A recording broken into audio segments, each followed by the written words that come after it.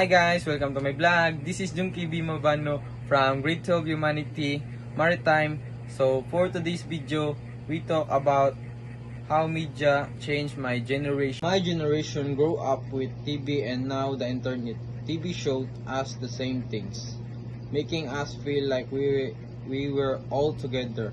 But the internet different, it shows us lots of different things from all over the world. The internet lets us talk to each other easily using phones and computers. We share pictures and videos. It's great to connect with people, but sometimes it feels lonely too. We see what other people are doing and it can make us feel bad about ourselves.